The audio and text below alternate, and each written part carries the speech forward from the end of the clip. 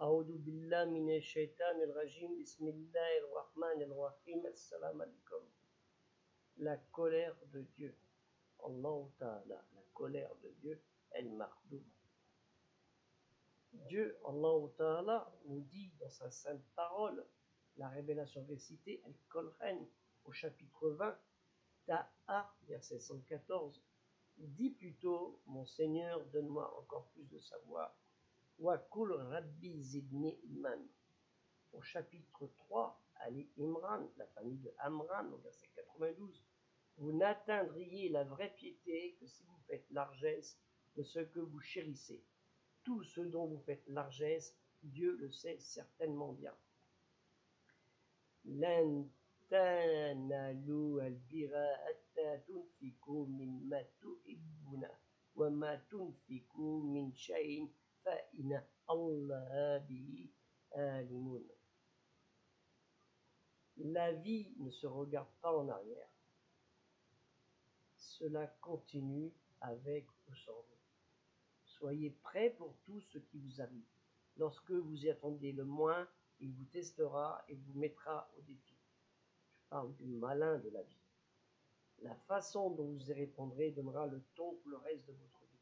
Ne prenez pas les choses pour acquises. Soyez sous vos gardes. Le malin, sous toutes ses formes, est là. Une belle chose, ou une chose mal acquise, bien acquise, mais qui coûtera cher et qui provoquera des dissensions dans la famille, etc. Un emprunt exagéré, la convoitise du voisin, parce qu'il a une belle maison, il a une belle piscine, ou une belle voiture, je vais faire mieux, ou il est parti en vacances, pourquoi pas moi, et ainsi de suite. Ou lui, pourquoi il a réussi dans sa vie, pourquoi moi j'ai pas réussi. D'une manière générale, la colère de Dieu s'abat sur tous ceux qui se révoltent contre sa loi et se livrent à des excès inadmissibles par les prescriptions divines.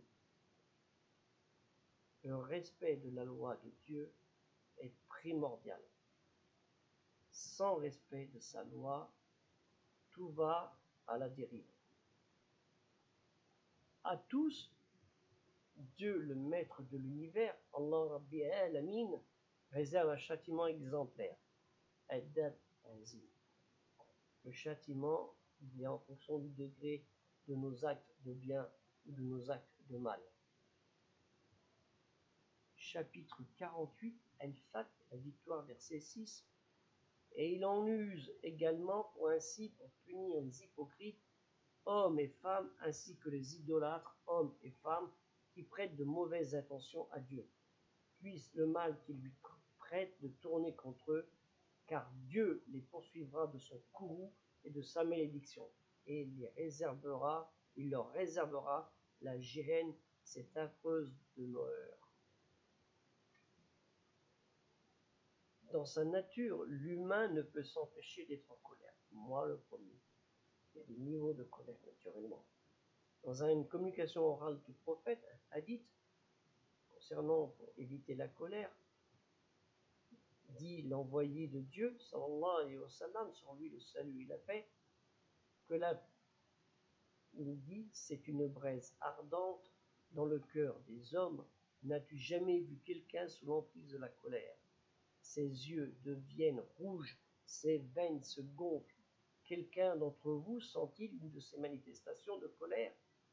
Qu'il se couche sur le côté et s'étende sur le sol. Un moyen pour calmer la colère. Et souvent, les sophrologues ou des psychiatres conseillent aux gens de s'allonger sur le côté et de se reposer pour sortir cette maladie qui rentre dans le corps de l'être humain. Dans les véridiques, le Sahih de Al-Bukhari et Muslim, il rapporte que Abdallah décrit le croyant en ces termes.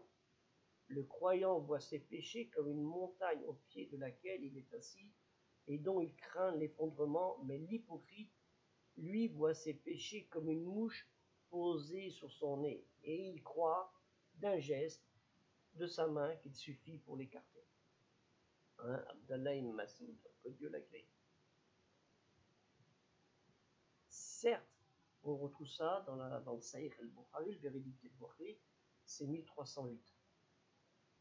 Certes, les péchés sont si nombreux, à différents degrés. Certains sont apparents, d'autres sont cachés.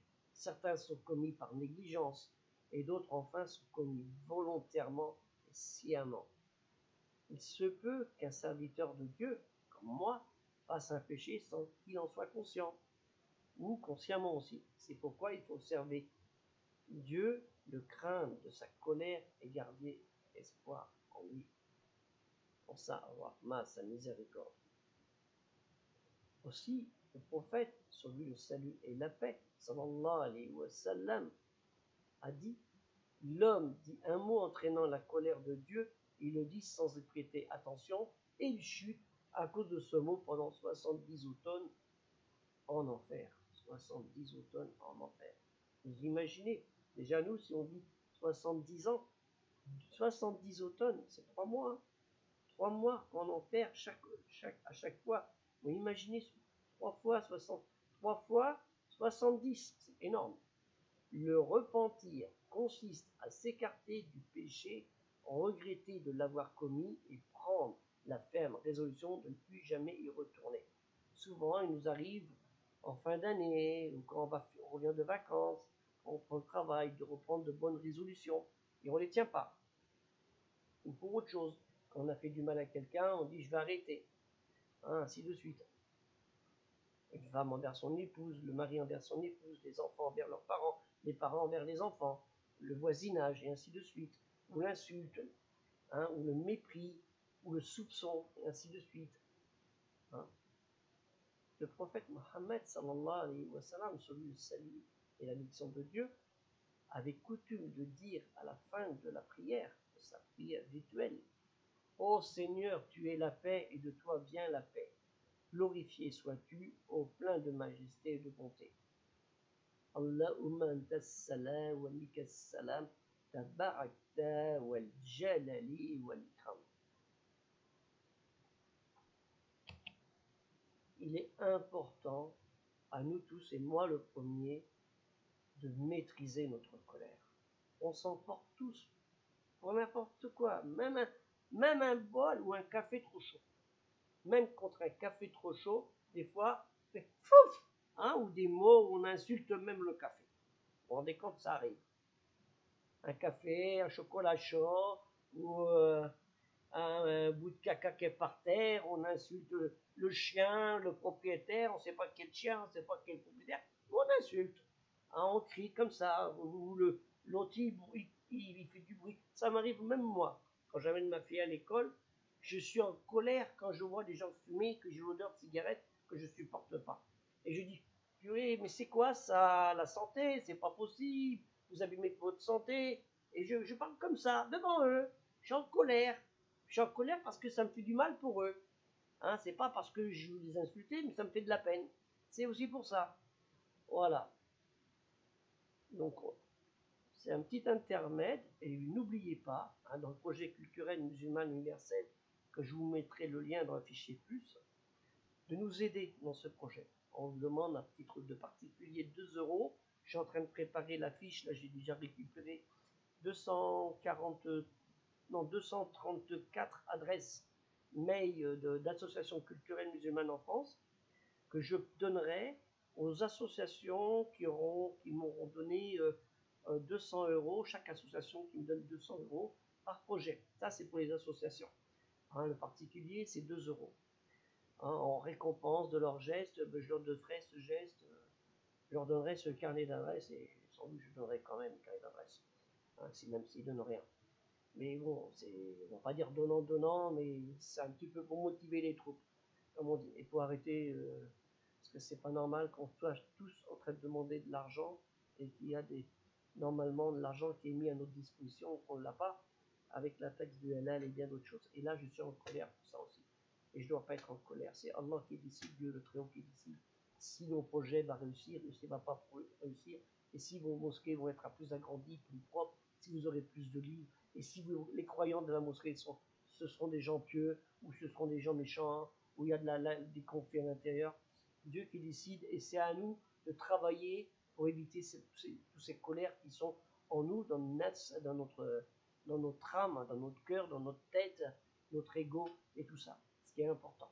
Donc que Dieu vous récompense en bien. Jazakallahu khair. Shukran, merci beaucoup. Et Inch'Allah, la prochaine, si Dieu le veut, à la prochaine vidéo. Salam alaikum, que la paix soit sur vous.